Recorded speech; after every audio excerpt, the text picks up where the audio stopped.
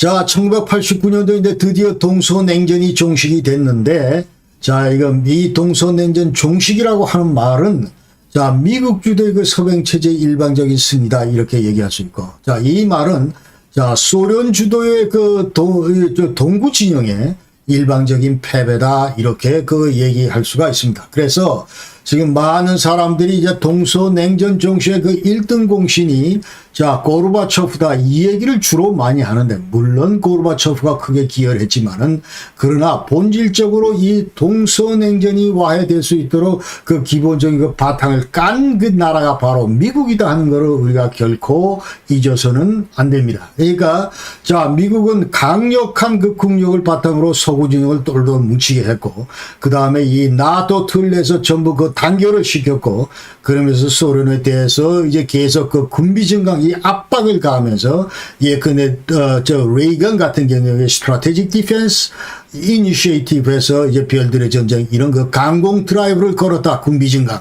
자, 이러면서 결국 소련은 자, 여러 가지 계획 경제도 문제였고, 그 다음에 아프가니스탄, 자, 여기서 10년째, 자, 물론 10년 만에 좀 철수했지만, 그 다음에 80년대 중반부터 이제 본격적으로 그 어려움을 겪었고, 자, 이러면서 결국은 이제 몰락될 수밖에 없는 그런 상황에 이제 몰리게 됐다. 그 얘기를 합니다. 그래서 지금 현재 79년도에 나토 이중 결정, 자, 이것도 우리가 강조를 해야 되는데, 그 얘기는 자, 이제 76년, 70년 그 당시에 그 소련이 SS-20에서 5,400km나 중거리 핵무기를 벨라루스하고 우크라이나 여기에 지금 전부 배비를 해놓고 서구 진영을 위협을 했는데, 자, 여기에 그 나토가 지금 현재 대항하는 그런 어떤 그 결정을 내린 것이 바로 나토 이중결정 도펠베슐루스다. 그래서 이 내용에 따르면은 자, 너희들이 지금 현재 이거 치우지 않을 경우에 우리도 이제 완전히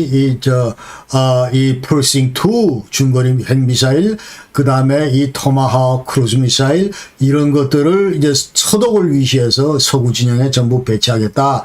이와 같은 그 결정을 하고, 그리고 나서 미국과 소련 너희들은 이 핵군 쪽 여기에 빨리 그 도입하라. 이런 거 이제 두 개의 큰 그 포인트가 되는 그 이제 그 결정이다 이 말이죠. 그래서 여기에 따라서 결국은 이제 소련이 굴복을 하고, 그 다음에 1987년도에 INF에서 Intermediate Range Nuclear Forces Treaty에서 중거리 핵미사일 감축 협상에 돌입하면서 양 진영 간의 중거리 뭐 핵무기 이런 것들을 전부 폐기하는 그런 그 계기가 되면서 이제 양 진영 간의 어떤 신뢰 구축이 되고, 그러면서 서서히 이제 그 동서냉전이 이제 무너지게 됐다, 그렇게 얘기를 할 수가 있는 겁니다. 자, 그러면서 드디어 이제 통일 과정이 이제 도래하게 되는데, 여러분 잘 아시는 1989년은 이제 유럽 내에서 엄청난 그 변혁이 일어난 그런 해였습니다. 그러니까 그 당시에 많은 동독 주민들이 자, 헝가리를 통해서 체코슬로바키아를 통해서 폴란드를 통해서 전부 서구 진영으로 다 탈출하고 마슨 엑소더스가 일어났고, 그 다음에 많은 그 동독 주민들이 자, 동독 내에서 반정부 시위를 하고, 이른바 이제 그 몬탁스 데몬스트라치온, 자, 이게 이제 라이프치히를 중심으로 한 월요 시위인데, 자, 이것이 이제 1989년 9월 4일부터 매주 월요일마다 이제 반정부 그 시위가 벌어졌고, 자, 이와 같은 대급변 사태가 지금 일어나면서, 그러면서 이제 완전히 동구권이 전부 흔들렸다, 이제 그 얘기입니다. 그러면서 이제 드디어 그 동서냉전이 이제 무너지게 됐다, 이제 그 얘기인데, 자, 이러면서 이제 11월 9일 날 결국은 이제 베를린 장벽이 무너지고, 또 여기에 따라서 이제 11월 28일 날 그 당시에 그 헬무트 콜이 이제 젠punkt 플랜에서 10개항, 통일 10개항 해서 앞으로 우리가 이러이러한 준비 과정을 통해서 동서독도 이제 통일로 나아가 보자, 이제 그런 얘기를 최초로 이제 통일 관련해서 오피셜하게 이제 얘기를 했다, 그 말이죠. 그러면서 본격적으로 이제 전승 4개국 안에서도 독일의 그 통일 문제가 거론되고, 자, 이런 그 상황이었는데, 그러나 이 전승 4개국의 이제 최초 그 입장은 대단히 이와 같은 동서독의 어떤 이런 기류와는 좀 거리가 멀었다. 그러니까 통일 그렇게 반갑지 않게 생각했다. 이제 그런 얘기입니다. 그러면서 실질적으로 이 전승 4개국은 독일의 어떤 분단 극복이나 아니면 통일 추인 관련해서 여러 가지 그 국제법적인 효력을 발생하는 그런 그 국제법 그 조약을 지금 현재 가지고 있었다. 그 얘기입니다. 그러니까 지금 현재 베를린 선언이나 포츠담 협정이나 그다음에 독일 조약, 근데 베를린 지휘 관련 전승 4개국 협정, 그다음에 오더 나이스 국경선, 그다음에 동부 영토 문제 이런 것들이 전부 다 지금 전승 4개국과 다 얽혀 있기 때문에 이런 문제들이 완전히 클리어되지 않으면 동서독은 절대로 분단을 극복을 할 수가 없고 그 다음에 통일로 나아갈 수가 없는 그런 상황이었다 하는 것을 우리가 알아야 됩니다. 자, 그래서 독일 문제의 독일아. 자, 우리 분단 당시에 우리 한번 잘해서 통일해보자. 이 얘기는 근본적으로 분단 초기부터 이제 불가능했다. 이 얘기를 우리가 할 수 있겠습니다.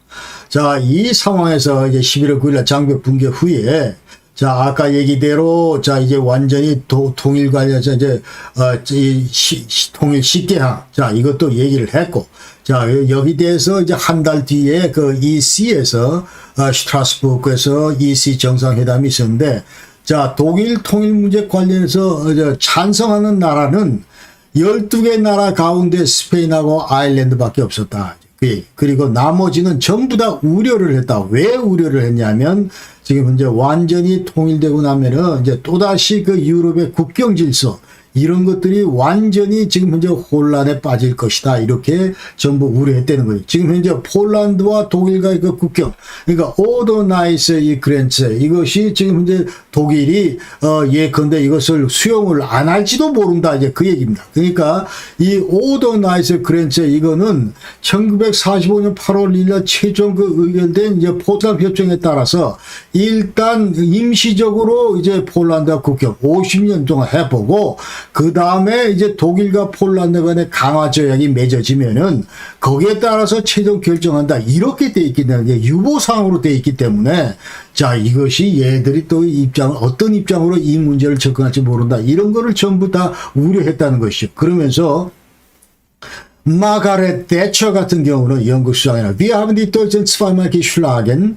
jetzt sind sie wieder da. 그렇게 얘기를 했습니다. 그러니까 우리가 자, 2번이나 독일을 전부 깨부셨는데 그런데 지금 와서 보니까 저놈들이 저렇게 저기 또 서 있네. 그러니까 1차 대전, 2차 대전 패망 독일이 지금 근데 다시 부흥해서 완전히 온전하게 저기 강대국으로 서 있다. 이런 거를 지금 우려하는 그와 같은 그 목소리를 냈다는 거고, 그 다음에 줄리오 안드레오티, 자, 이거는 이태리 총리인데, 자, 이분 얘기는 Ich liebe Deutschland so sehr, dass mir zwei davon lieber gewesen wären, 이렇게 얘기했죠. 그러니까 나는 독일을 너무나 사랑하기 때문에 예컨대 나한테는 자, 우리 독일이 2개 있는 것이 훨씬 좋겠다. 이제 그 얘기를 하는 겁니다. 그러니까 동서독 너희들은 통일되지 말고 계속 분단으로 남아있어라. 이런 얘기를 하는 겁니다. 그러니까 2차 대전 때 최초로 이제 1940년도에 그 당시 이태리가 독일 편에 서가지고 뭐 같이 그 주축국으로 이제 싸움을 했지만 그런 43년도에 다시 또 이제 돌아섰습니다. 이태리는. 자, 그렇기 때문에 과연 안드레오티가 지금 이제 독일에 대해서 어떤 감정으로 얘기했냐. 이제 좀 이태리 입장에서 볼 때는 지금 현재 이제 완전히 이쪽 양계 그 노선을 2차 대전 가운데 이제 취했던 그런 나라인데 과연 이런 얘기를 뭐 공식적으로 해도 되는 건지 그건 잘 모르겠습니다. 그래서 콜의 그 10개월째부터 플란적이 돼서 이제 미국과 유럽 국가들의 그 반응은 일방적으로 부정적이다. 그러면서 마가렛 대처는 아까 그 얘기 다음으로 독일 통일 문제 이거는 절대로 우리 자, EC 내 이제 어젠다 없다 그런 얘기를 하면서 독일 통일된 독일 이거는 대단히 위험하다 하면서 툰널 블릭 얘기를 합니다. 툰널은 터널이고 블릭은 빛인데 자, 터널 속에서 한가닥 그 빛이 쫙 비치는 이와 같은 거. 그러니까 계속 그 앞만 바라보면서 황소같이 달려가는 그런 어떤 독일 그 국민성, 이런 것들을 이제 전부 다 암시를 하면서 얘들은 이 자고 우면하는 이런 거 없다. 일체 못 보면 그냥 처음부터 황소까지 대시한다. 이런 게 대단히 이제 겁난다. 이런 얘기죠. 자, 이런 얘기를 했고, 프랑스도 여전히 주저했었고, 그 다음에 소련 같은 경우는 이제 독일 통일, 우리 승인 없이는 불가능하다. 이 얘기를 이제 고바초프는 했습니다.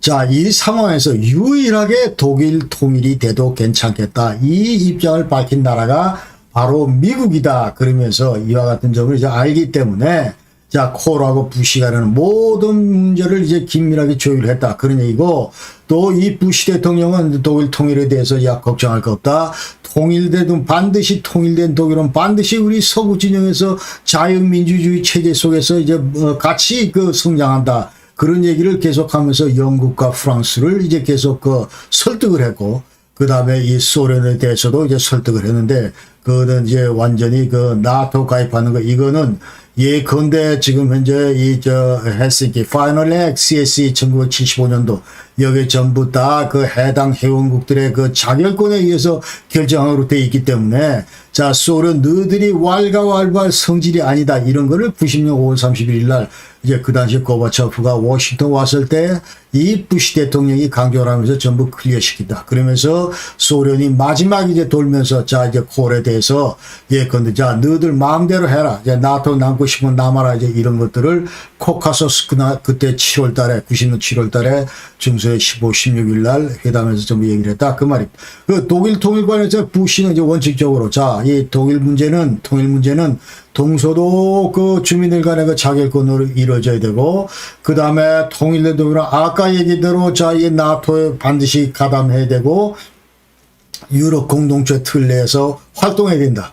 그리고 이 독일 통일 문제는 절대로 그 무력을 동원해서 저 발전해서는 안 되고 반드시 그 평화적인 수단으로 점진적으로 모든 국가들의 그 전선 사회보다 합의에 의해서 이루어져야 된다. 이 얘기를 강조를 했습니다. 그러면서 모든 국경 문제는 저 헬싱키 파이널 액 여기에 나와 있기 때문에 자, 이걸 하자. 그런 얘기. 그래서 자, 이제 고바초프가 최초의 이제 기본법 23조 동독 너들 자, 5개주가 서독으로 그대로 빨려 들어가고 자, 나토 회원장을 이용해서 물론 반대를 했는데, 그러나 이런 것들을 이제 전부 다 이 부시가 클리어시켰다. 자, 이런 얘기를 우리가 할 수가 있는 겁니다. 자, 이 얘기는 조금 전에 했고, 그래서 이제 결국은 자, 이 소련을 보면서 점승사개국 전부 다 오케이를 하고, 그 다음에 이 서방전 나토와 EC 이제 구주 공동체가 독일 통일을 전부 공식적으로 그 지지를 하고, 자, 그러면서 이제 드디어 독일 통일, 독일은 전 주변국들의 이 축복과 그 지지 속에 아주 평화적으로 이루어지면서 또 동서독끼리는 일체 어떤 분쟁도 없이 피 한 방울 흘리지 않은 무혈 평화 통일을 이뤘다. 이제 그 얘기고, 지금 이제 올 10월달 되면은 33주년 되는데 지금 현재 이제 나토 그 핵심국으로 남아 있고, 그러면서 이 유럽의 그 자유민주주의 체제를 거수하는 선봉장이다. 이렇게 얘기할 수 있고, 또 나토 내에서는 미국과 똑같이 15.9% 그 분담금을 내고 있고, 그리고 지금 현재 주독 미군이 35,000명이 지금 서독 영토에 머무르고 있다. 그리고 아까 얘기대로 20개 미국 그 전술핵이 비혈 공군기지에 배비돼 있다. 이렇게 얘기할 수 있습니다.